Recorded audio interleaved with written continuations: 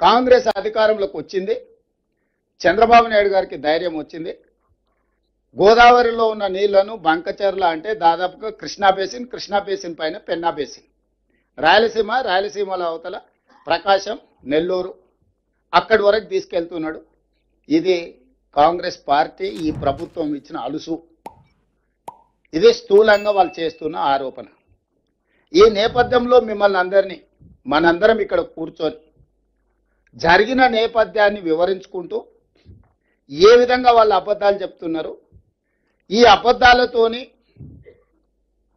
2023లో అధికారం కోల్పోయినారు, 2024లో డిపాజిట్లు కోల్పోయినారు, 2025 ఎమ్మెల్సీ ఎన్నికలలో అభ్యర్థులు దొరకలేదు. ఇది ఆ పార్టీ రాజకీయ పరిస్థితి. ఒకరోజు అధికారం పోయింది, రెండోసారి డిపాజిట్లు పోయినాయి, మూడోసారి అభ్యర్థులు దొరకలే.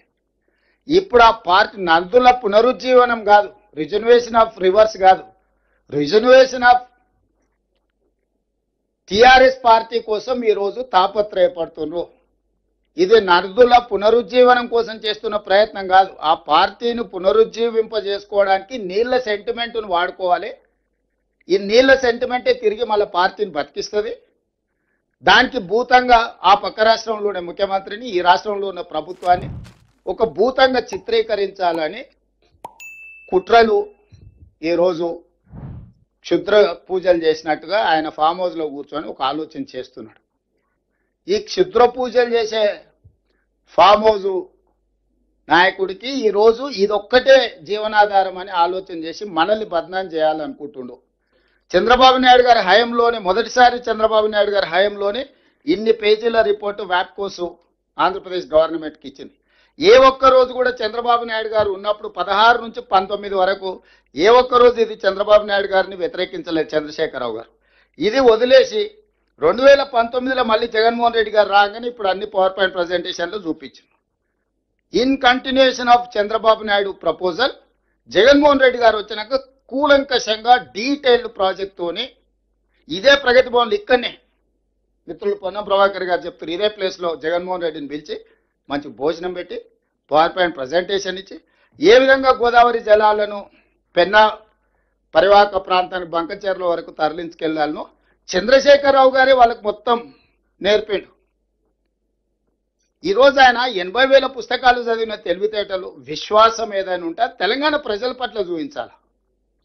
వారు చంద్రబాబు నాయుడు ఇక్కడికి వచ్చినా గోదావరి జలాలే తీసుకుపోతామన్నారు, జగన్మోహన్ రెడ్డి ఇక్కడికి వచ్చినా గోదావరి జలాలే తీసుకుపోతామన్నారు, చంద్రశేఖరరావు గారు నగరి రోజా గారింటికి వెళ్ళినా కూడా గోదావరి జలాలని మీకు ఇచ్చి రాయలసీమను రతనాల సీమ చేస్తా అన్నాడు. అంటే మా ఇంటికి వస్తే ఏం తెస్తావు, మీ ఇంటికి వస్తే ఏం పెడతావు అనే విధానము స్పష్టంగా ఇక్కడ ఉంది. ఈ నేపథ్యంలో రెండోసారి ముఖ్యమంత్రికి వచ్చిన చంద్రబాబు నాయుడు గారు పాత ఫైల్స్ అన్నిటికీ దుమ్ము దులిపి ఇప్పుడు ఆ పనులను ముందుకు తీసుకెళ్లడానికి మొదలుపెట్టినారు.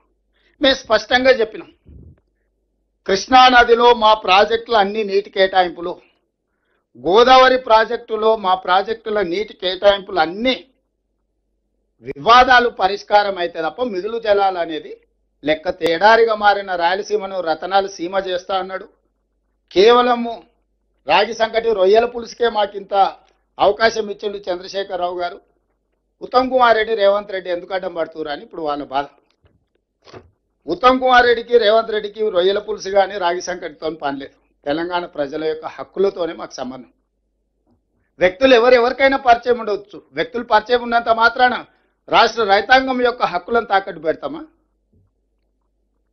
ఈ తెలంగాణ రాష్ట్రం ఇచ్చిందే కాంగ్రెస్ పార్టీ. ఈ తెలంగాణ రాష్ట్రాన్ని కాపాడుకోవాలనే తాపత్రయం ఉన్నది కాంగ్రెస్ పార్టీకి. ఆ కాంగ్రెస్ పార్టీ ఈరోజు తెలంగాణ రాష్ట్రంలో ప్రభుత్వం ఉంది. మేము అహంకారంతోనో నిర్లక్ష్యంతోనో గొప్పల కోసం వ్యవహరించదలుచుకోలేదు. నేను సాంకేతికంగా అంశాలను ప్రభుత్వాల ముందు, రాజకీయపరమైన విధానంతో ప్రజల ముందుకు, న్యాయపరమైన విధానాలతోని ఎక్కడ కొట్లాడాలనో అక్కడ మూడో పంట కోసం మీరు తాపత్రయపడుతున్నారు. మొదటి పంటకే మాకు లేవు, మా తాగునీళ్ళకే మాకు సమస్య ఉన్నది. మీరు కూడా ముందుకు వచ్చి సహకరించాలి కదా ఆంధ్రప్రదేశ్ ముఖ్యమంత్రి గారు. ఈ సమస్యలు ఒకవైపున పరిష్కారం కావు, ఒకవైపు నిర్ణయాలతో ఇది ముందుకు పోదు.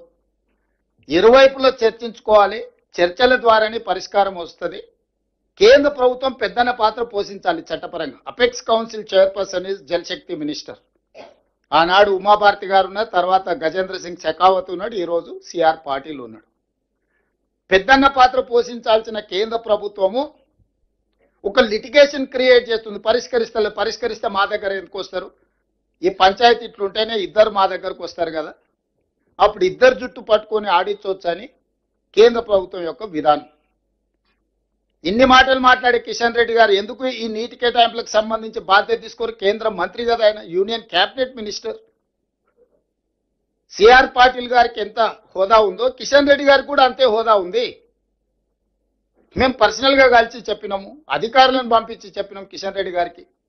ఓకే అమ్మ, బనకచెర్ల ఎవ్వరికి నష్టం లేదు. కొంతమంది మాట్లాడుతున్నారు, ఇది కరెక్ట్ కాదు.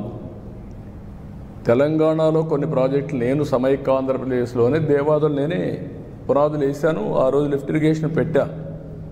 శ్రీశైలం ఎస్ఎల్బిసి, ఇప్పుడు మాధవరెడ్డి కెనాల్, అది చూసిన తర్వాత ఆ రోజు నేను దేవాదుల ప్రాజెక్టు కూడా లిఫ్ట్ ఇరిగేషన్ సాధ్యమని గోదావరి పైన ఆ లిఫ్ట్ ఇరిగేషన్ పెట్టాం. అదే సమయంలో ఇక్కడికి వచ్చిన తర్వాత ఆంధ్రాలో పుష్కర, తాటిపూడి 2 లిఫ్ట్ ఇరిగేషన్లు తీసుకొచ్చాను. తర్వాత కొన్ని వీళ్ళు దేవాదుల ఇవన్నీ కూడా వచ్చాయి. రాజశేఖర్ రెడ్డి ఉన్నప్పుడే ఎల్లంపల్లి అన్నారు, అది రాలేదు, అది కూడా పెద్ద స్కామ్ అయింది. తర్వాత ఈరోజు వీళ్ళు దేవాదులు తీసుకొచ్చారు.